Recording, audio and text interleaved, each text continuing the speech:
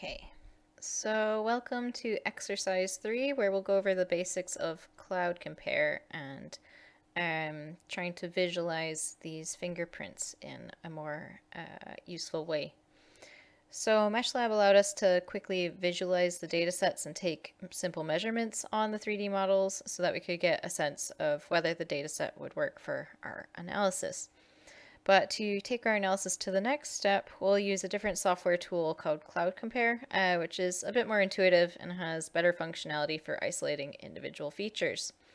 So in this exercise, you'll learn to isolate individual mesh components for closer analysis, organize data by renaming meshes, and how to save our CloudCompare project, align 3D data to enable more accurate morphometric calculations, and implement the visualization options in CloudCompare, in this case by using simple morphometric parameters from the mesh surface as scalar fields. So what is a morphometric parameter, and what can it tell us? So they're quantitative measurements that can be used to describe an object's form, so things you would already think of like length, width, volume of an object. But we can also include parameters like roughness or curvature, which there are more detailed descriptions of these in the document. But overall, it uses algorithms to calculate these parameters. By including these, features that would otherwise be difficult to see on the physical object would become much more obvious when applied to the 3D model. So in this exercise, we'll begin with using the Z coordinates, which represent the relative height of the mesh surface. So CloudCompare is another free software that's useful for working with and analyzing 3D data sets. We're only going to go through a few basic functions through these exercises, but the user's manual is pretty much comprehensive in describing its many uses.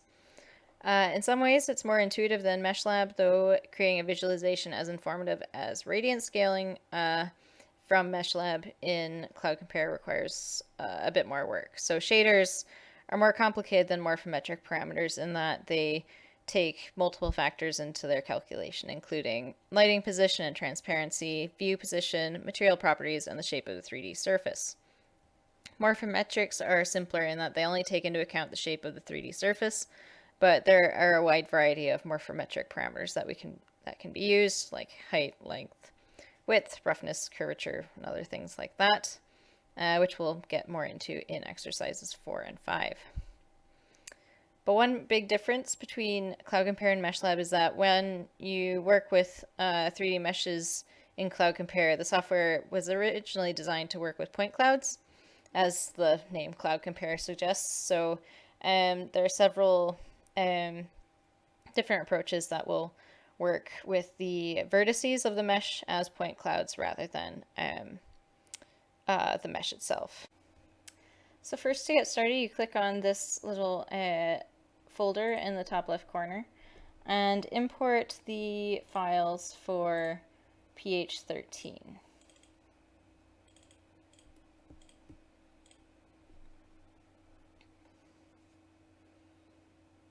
So in the top left section of the window, you can see something called the DB tree. So that stands for database tree. And so this is where the files you've added to the project are visible. So you can see that these have imported as two separate entities. So you just have to click and then control click on the other mesh. And you click this button here, which is called the Merge Multiple Clouds option. And here you have your merged mesh. Now you can delete the previous layers, and now you have the whole thing as one mesh. So once you have merged mesh highlighted there in the DB tree, you can just click on the scissors button here. It's called the segment tool. And then this interface will pop up. So you can see a new toolbar in the top right here. So as it explains to you here, you just have to left click to add points.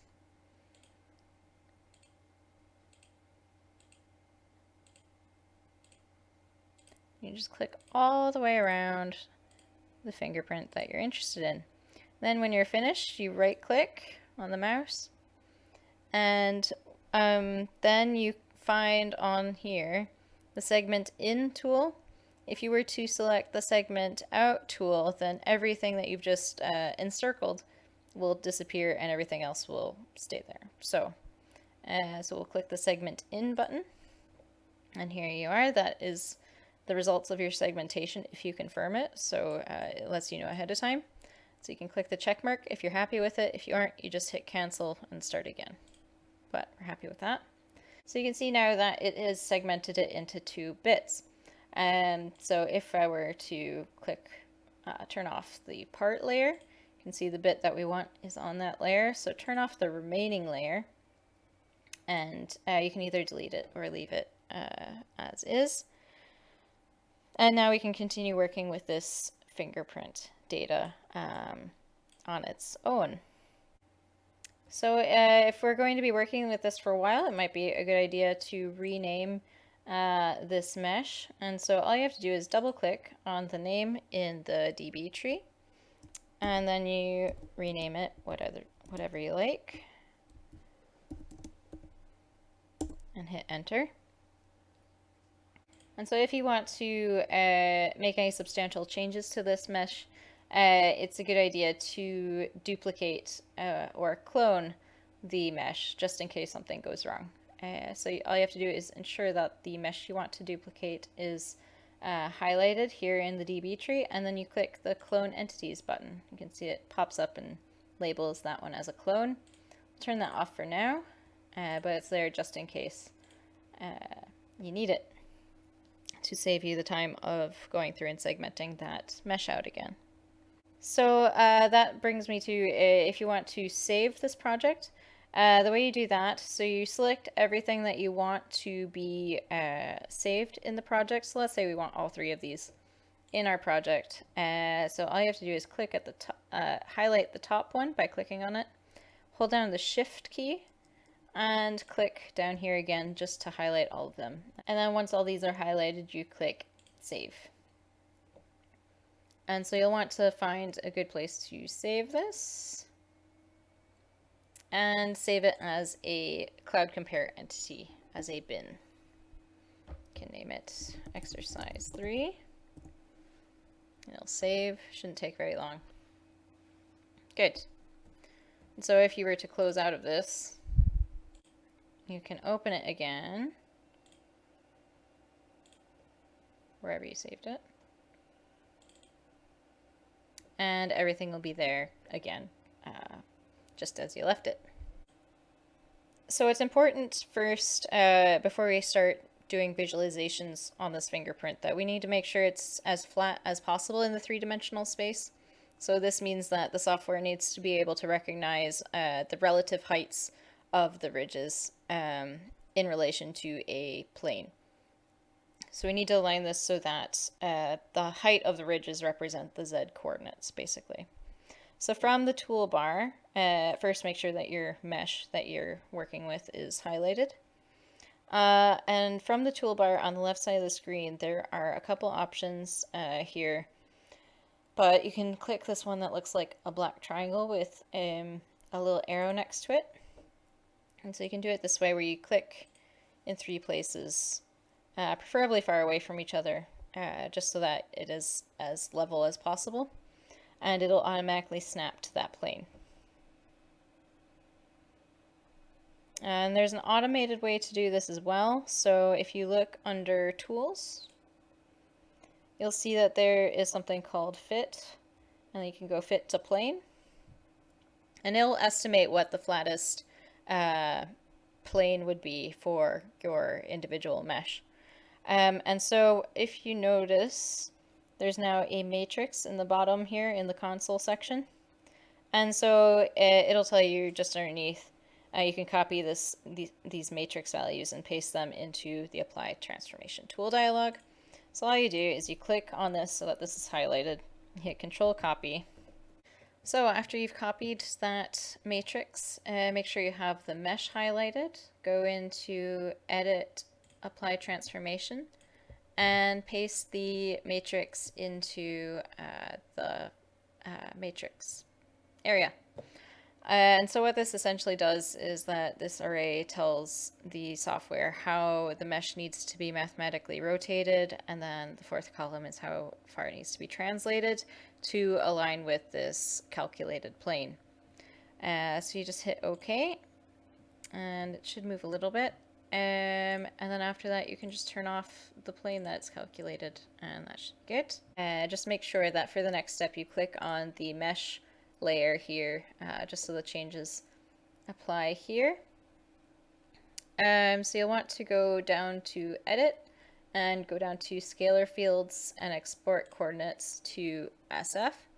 And here you'll have the option to export the Z values for your mesh to the scalar field, which is what we want to do because we want the relative heights of the mesh, so like the relative heights of the ridges of the fingerprint in this case, to be the basis on which the mesh is colored. And so you'll see here it kind of picks one, it has a preset that it automatically defaults to, which is fine. You can kind of see how this is, you can kind of see if this is a good transformation to be using here. So you can see the blue values are quite low, the red values are quite high, so there's a little bit of a slant to this a bit. So if you highlight the 3D model and navigate to the properties window, which should auto assign itself to the bottom left corner, it might end up somewhere else depending on your settings. But if you scroll down in the properties window to CC object, you'll see that in colors you have, if you select none, it'll go back to that green that we started with. And if you click scalar field, it'll go back to coloring the points based on the Z coordinates. Now if we want to change the colors that are used here, you just scroll down in properties down to the color scale. And so there are lots of different options here, some of them more useful than others.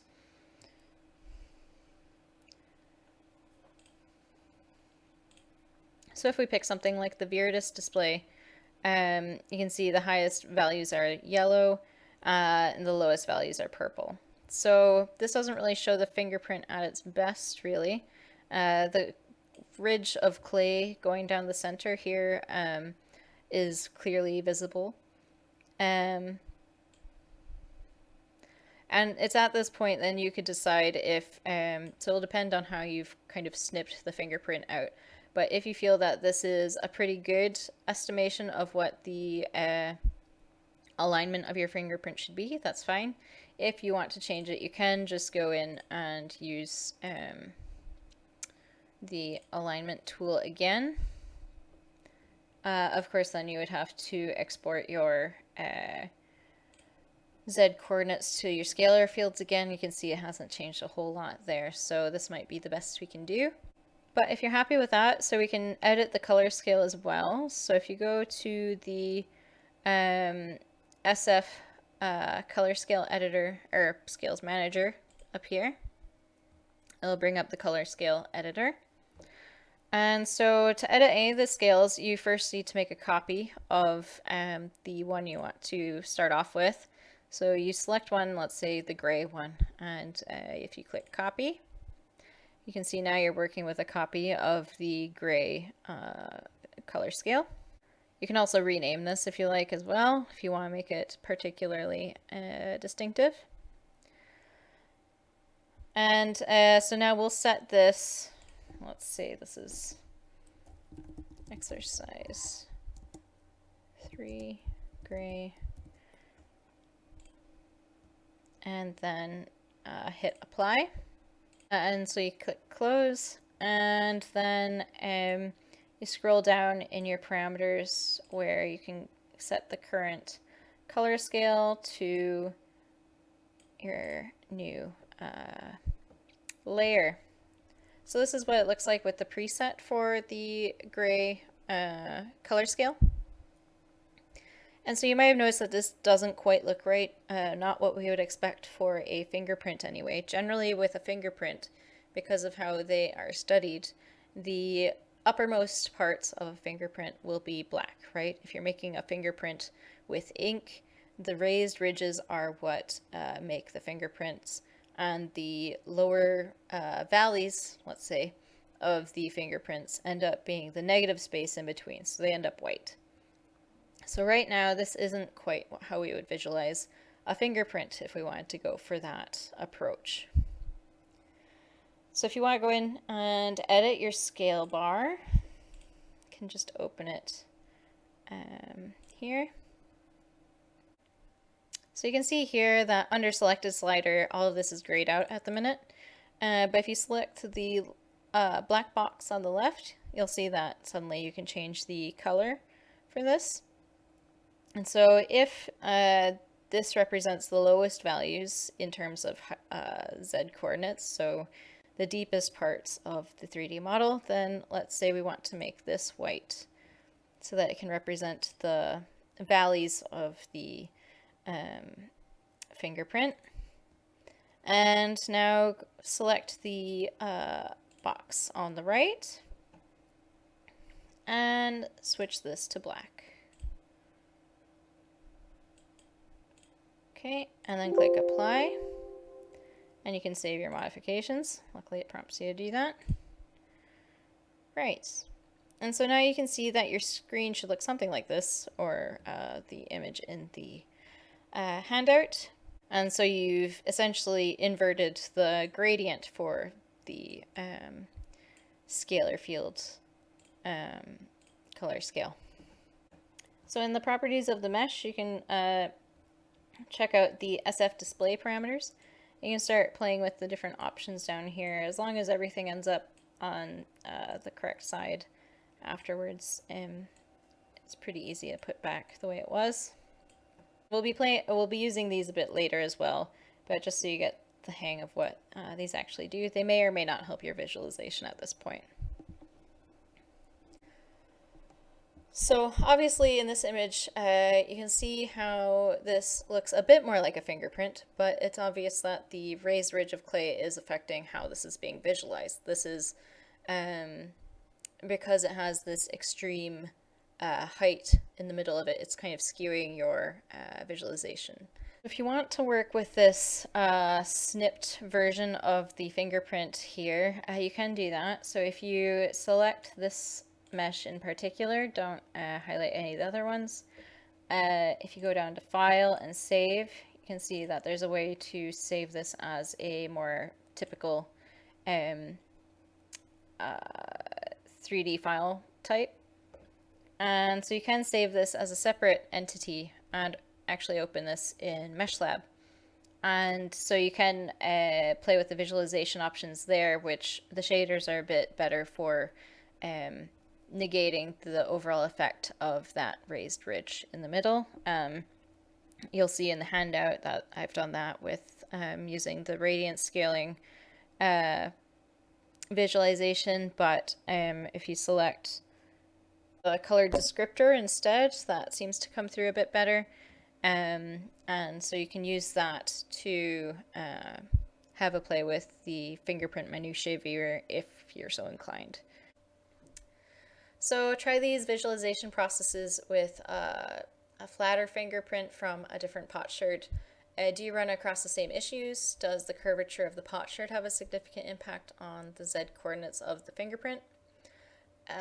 And once you've found one that you're happy with, take a screenshot and add it to your gallery.